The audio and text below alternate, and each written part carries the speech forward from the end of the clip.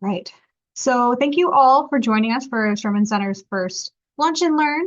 Month's topic is Strommen Center and career design. So a reintroduction to who we are and a little bit about the career design process. Lunch and Learns are hosted by the Career Collaborative, which is an initiative newly launched by the Strommen Center. The Career Collaborative is committed to democratizing and ensuring equitable access to career information and resources. And we invite all faculty and staff to become a part of the collaborative to build upon the conversation and work that you're already doing in the classroom and in extracurricular spaces.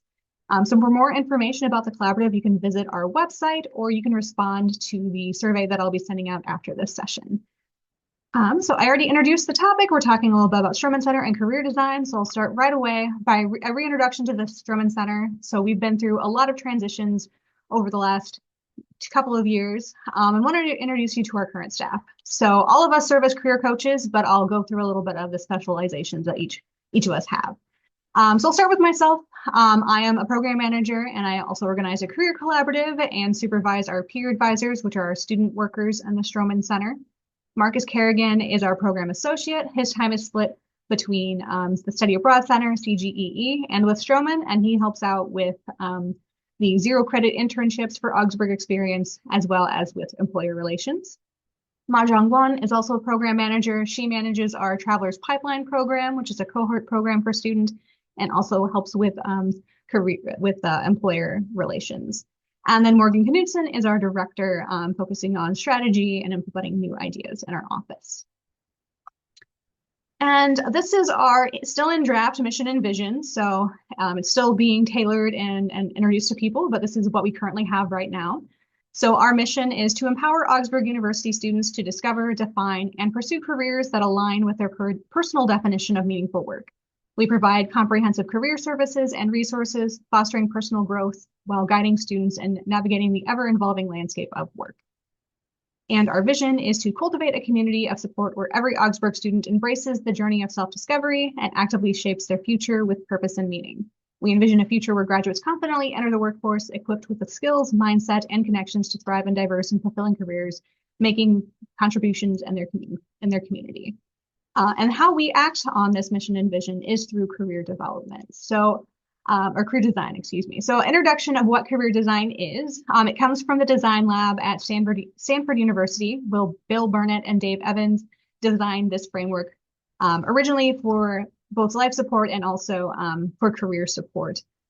We are focusing more on the career side of things, but it's used throughout higher ed in a number of ways.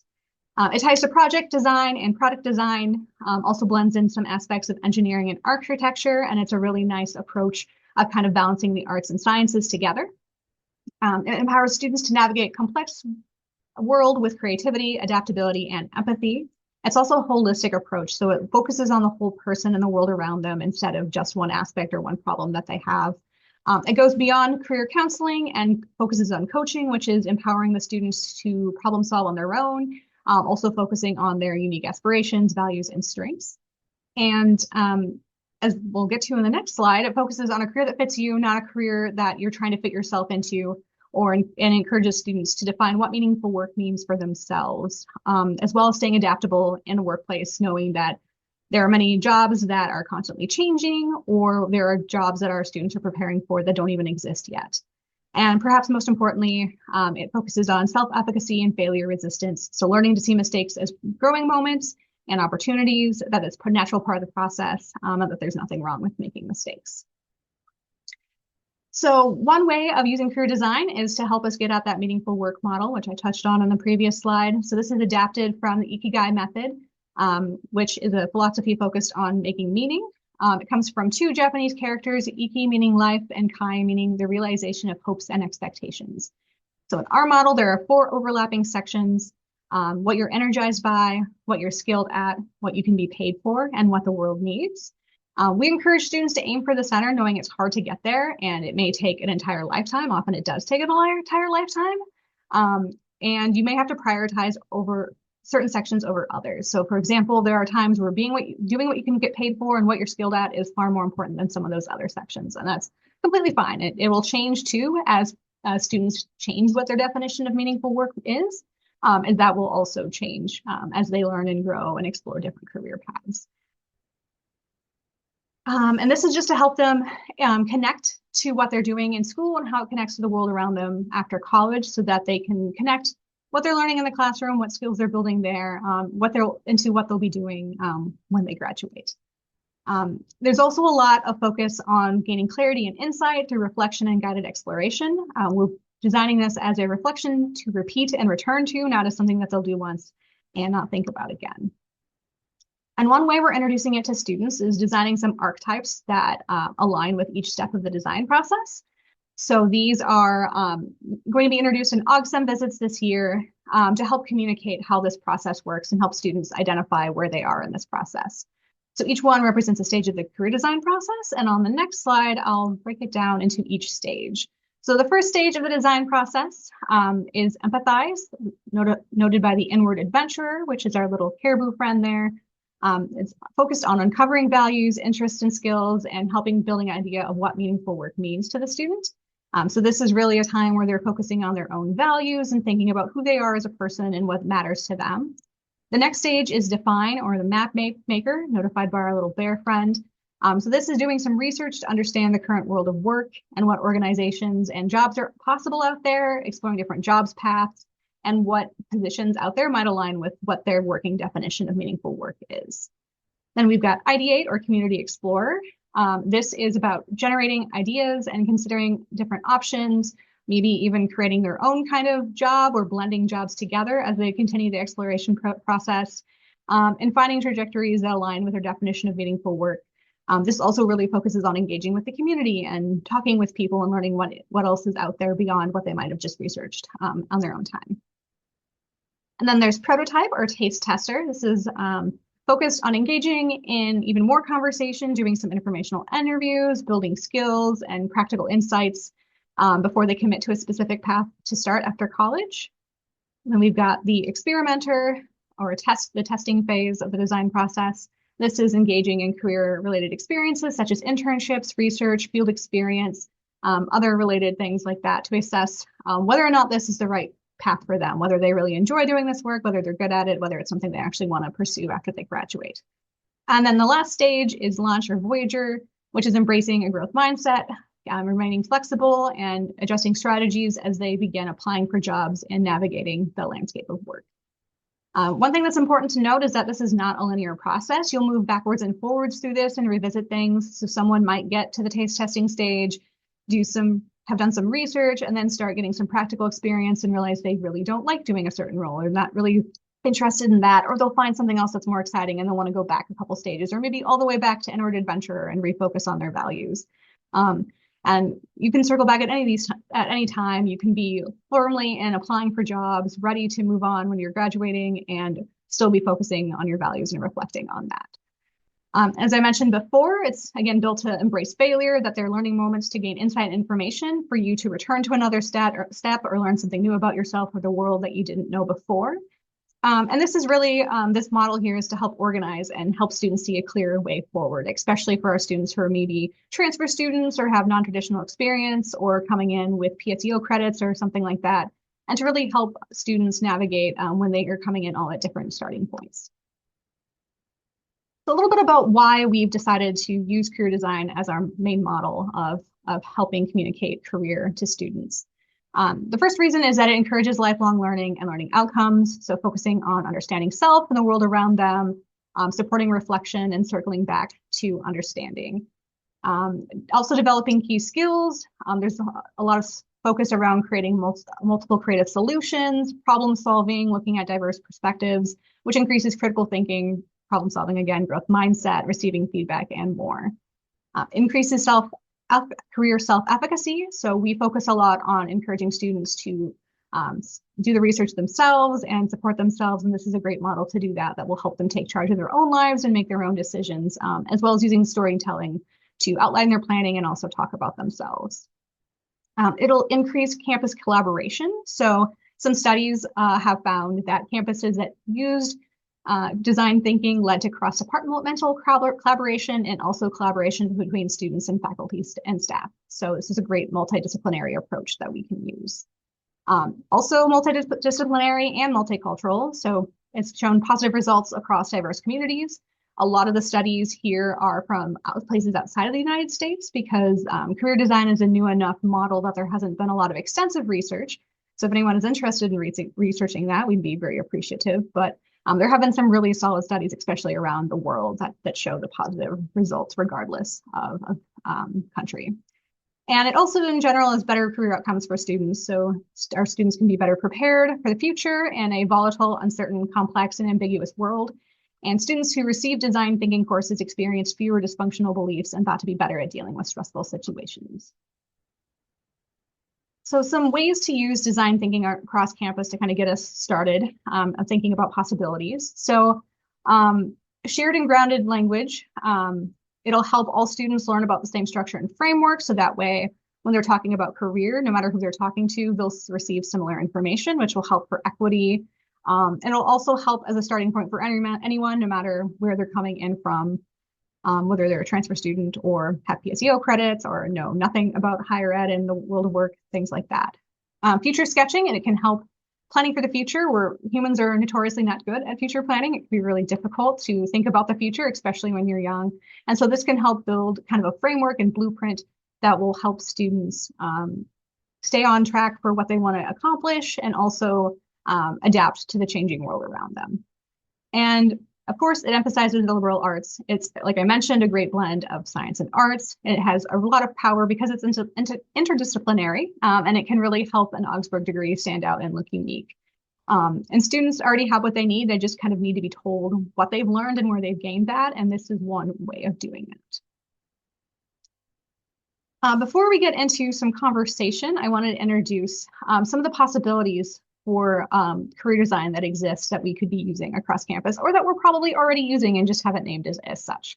So I've broken them up by stage. So first we've got empathize, which is focused on self-reflection, thinking about what do you think, thinking about different theories, career path exploration, opinion in general, just having students get to know themselves in a variety of different ways, whether that's focusing on strengths or values or in any kind of reflective exercise.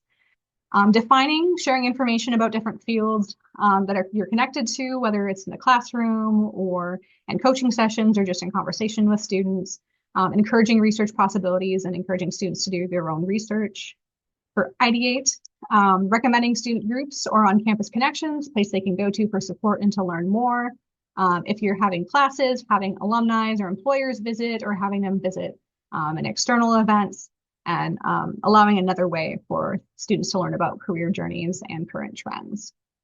For prototyping, we can think about informational interviewing or job shadowing assignments, or even recommending it if you're a co-curricular activity, or even facilitating it in some way.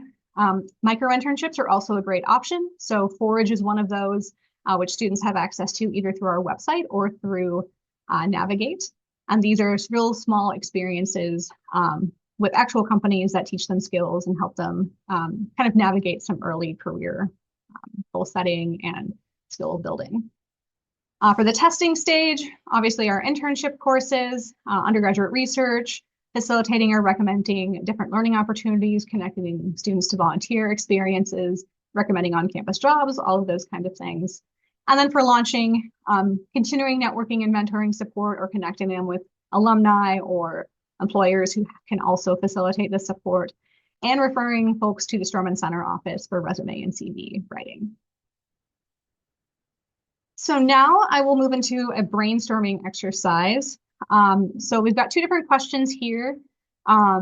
First is usage. Where might you use your career design or design thinking with students in class or elsewhere? Where on campus is it already being used? And then the second part is resources. What resources would you need to most effectively use career design? What would need to be added or amended to best suit the students you meet with? And I'm just going to take a quick look and see how many folks we have with us. So I was originally going to do a breakout room, but I think we might have a small enough group that we can stay here, but let me. Oh no, we've got a good number of folks who've joined us. I take that back. Apologies, couldn't see you all. Hello. So I will do some breakout rooms. I'll do about 4 breakout rooms here. So I will give you the next 15 minutes or so to brainstorm, and then we'll come back and share. So until about, trying to do math here, we'll just say 12:40 and I'll bring you all back then. So I'll send you off to breakout rooms and I'll see you all in a bit.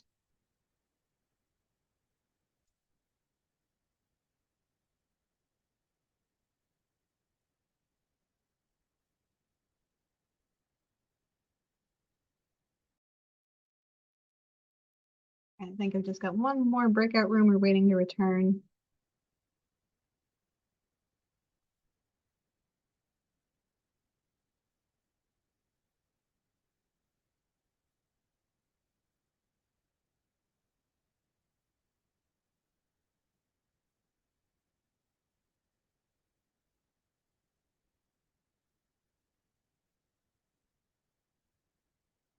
All right, welcome back, everyone. Hopefully you're having some good conversation there. So we'll do some sharing back now, just to see what other groups are talking about. So starting with that first question then, on usage, what might you use career design or design thinking with students in class or elsewhere, and where on campus is it already being used? Feel free to go ahead and come off microphone, or use the raise hand feature, whatever you prefer.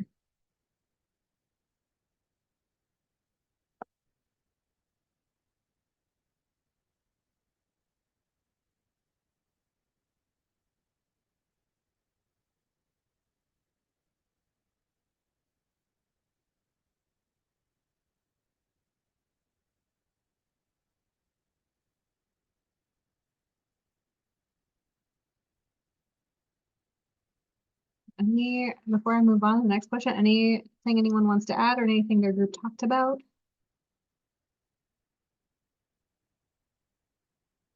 I'll just mention Gina kind of broadly for our group, just a couple things that really jumped out at me. I got to talk to two of our great student financial aid professional folks, and so they really highlighted just the financial skills and knowledge, how they could maybe think about incorporating that in their work with their student workers, and then also the thinking about loans and loan forgiveness and working in public and nonprofit, like having helping students think about that, especially in the kind of the future planning, the thinking ahead.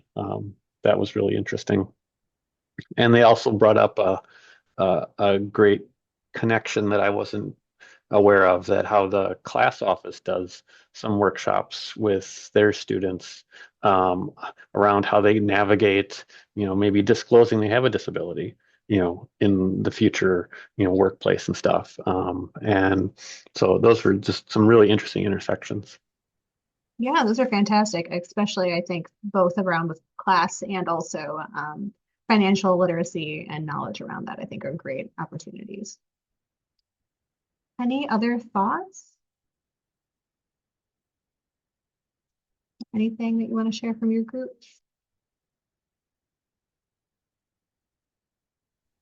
Yeah, one other thing, oops, sorry.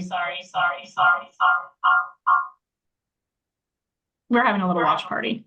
Oh, no worries. Sorry for the crossover. One, can everyone hear me? I'm sorry. Yep. I'm good. Okay, cool. Zoom, we're never gonna not ask that question. One thing I thought of for this is working with student workers, and like supervising them and we have regular check-ins with them, but implementing this, especially for like our senior student workers, and kind of coaching them through like, what are you going to do when you are not working here? Because you unfortunately can't work here forever. Unless you're me. Unless you are a returning former student worker. And so just like also using this to kind of like update how we approach training and supervising, and like building, kind of implementing skills and like culture that our student workers can take when they do enter like the greater workforce, and give them a kind of a I don't know what the phrase is, but give them a little extra boost in like what they can bring to the team because they've learned it here. Yeah, that's a great opportunity. I know with my supervising of our student workers, I've also been working on doing a mock job review with them to get them used to the idea of what that feels like. So If anyone is interested in talking about that, feel free to message me or send me an email. I'd be happy to share kind of what I've developed so far. It's still work in progress. We'll see how it goes this year. But just to kind of, again, incorporate more of that education and planning for what they're going to do when they're no longer at Augsburg.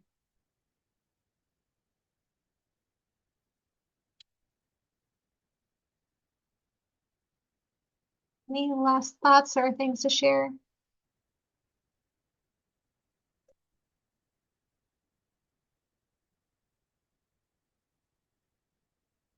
All right, if not, we can move on then to resources. So what type of resources would you need to most effectively use career design, and what would need to be added or amended to best suit the students you meet with? And again, feel free to come off mute and just share whatever you talked about in your groups.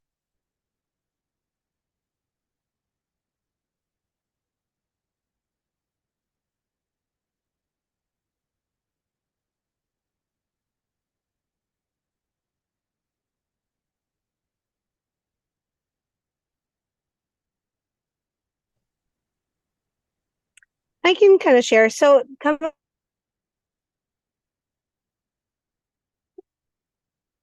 think we lost Wendy. I'm not sure where she went.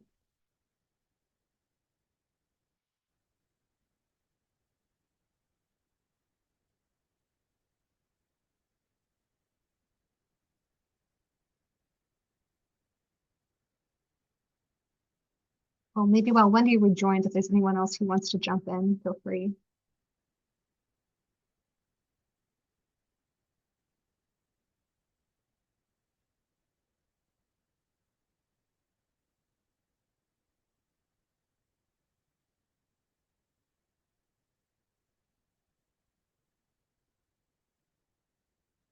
We can continue to share if anything comes up that folks want to share, but I'll just kind of open for general questions. If there's anything that you would like to know related to career design, related to what the Strommen Center does, anything that maybe you talked about in your groups that you are confused about or want more information about, this is just kind of an open Q&A.